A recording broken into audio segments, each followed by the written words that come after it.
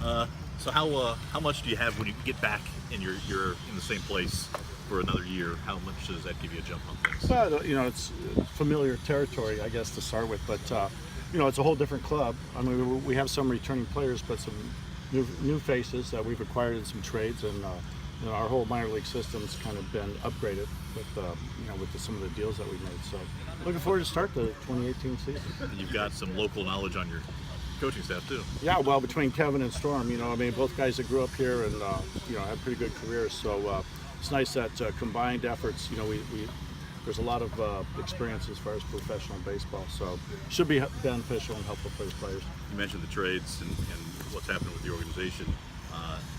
That really should set up for an interesting next couple of years in the minors here for the Marlins affiliates. Yeah, I mean, you're right. And, we went from 30th to 17th, I believe, in the minor league, as far as minor league operations. So, we lost a lot, 3 really good outfielders and a second baseman, but we acquired a lot of nice prospects, and hopefully we'll get get some of the fruits of the labor, so to speak, at the minor league level. I mean, some of them are in A-ball. There's 4 or 5 of them that are going to be on this club this season to start with, and there's some of them in AAA, and some of them made the major league roster. So I think overall, the organization is in pretty good shape right now. We were talking with Storm about balancing winning with development. He says all development, even more so the case when you have a lot of younger guys. Well, they go hand in hand. We try to create that winning environment and keep it as positive as we can, but also, the name of the game is development. And this is a AA level. We try to get them ready for AAA and ultimately the major league, because that's the only place to play. And we just had that discussion in there. But player development first, and obviously the winning is secondary. But for me, they kind of go hand in hand. You can create both, kill 2 birds with 1 stone. You'll get to know the players more as the season goes, obviously. But what stands out to you about Monty?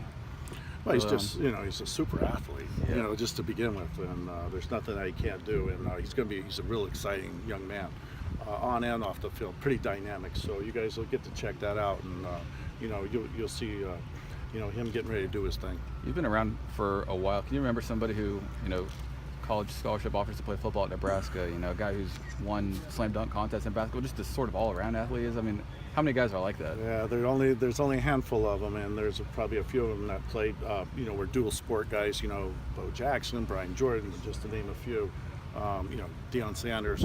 But, this is a dynamic young man, and like I said, he's got the personality to go with it. So, you got to walk the walk if you're going to talk the talk. So, we got a long ways to go to see that. You saw some of those other guys that you got back in the trade who are going to start here. Can you just kind of maybe touch on what those guys do and what you want to see out of them? Well, they come with, good history, good makeup. They're fundamentally sound. They offer a lot of things, as far as the position players. For Isan at second, he turns a nice pivot. He's got good range, and, his swing is very smooth. It's like a Robinson Cano, so to speak. So he's got a lot of good intangibles and a nice foundation. Monty's just dynamic. He runs good, he throws good, he's got power. There's going to be some growing pains too with all these kids, but pretty good players. I think they're upgrades as far as our organization. Last year, the city really embraced the Jumbo Shrimp change, and with attendance being pretty good here. Mm-hmm. How does that impact how you develop guys? Well, there was no secret that our home record reflected that. We fed off our crowd all year long. Unfortunately, when we made the playoffs, we couldn't get back to Jacks, and that was with the weather. It just didn't cooperate with us, but for us, I should say. So this year, a little bit different. I think we had some guys that were put in position to understand exactly what it takes to come out on top, and the fans in the city of Jacksonville has a big hand in that. I think it was evident in our home record last year.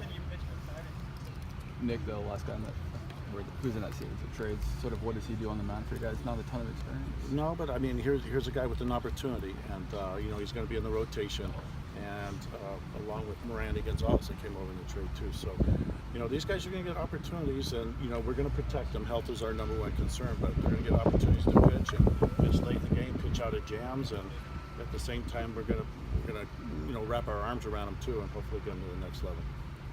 Sorry to already answer this one, but lots of turnover, 9 returning guys. What's the biggest challenge for you as the manager with this group?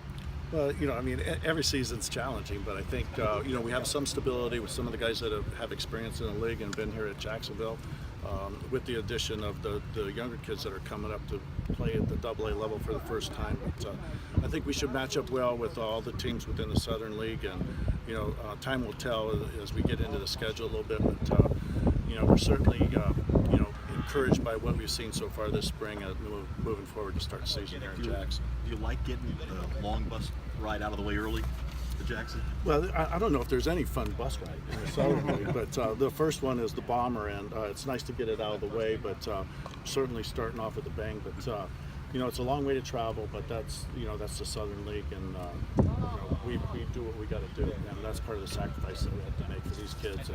And like I said, they get to the next level, they'll be flying. They get to the next level after that, somebody will be packing their bags for them. You mentioned the organizational jump. Is there a level of excitement for you, just the depth and quality of talent that's in this sort of organization as a whole?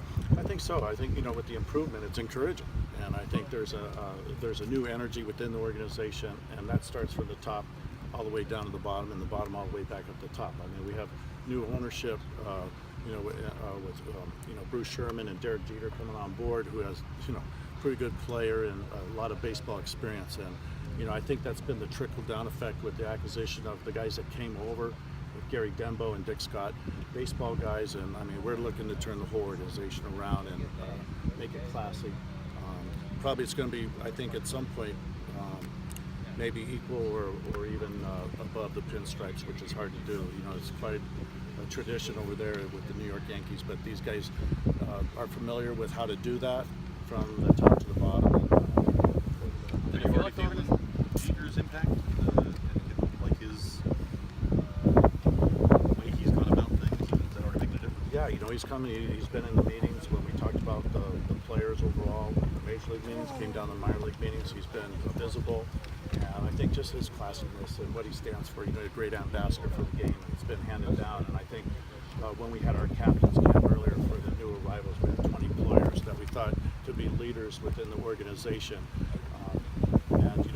That's kind of come to fruition. So we're putting kids in a little bit more challenging and leveraged situations, but hopefully they'll be able to come out on top. Did it feel like the organization sort of needed a fresh start, almost like a reset button you pushed?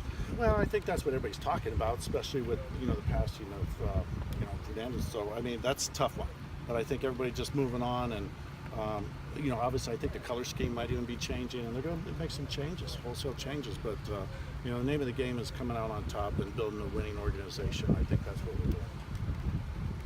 Thanks, Randy.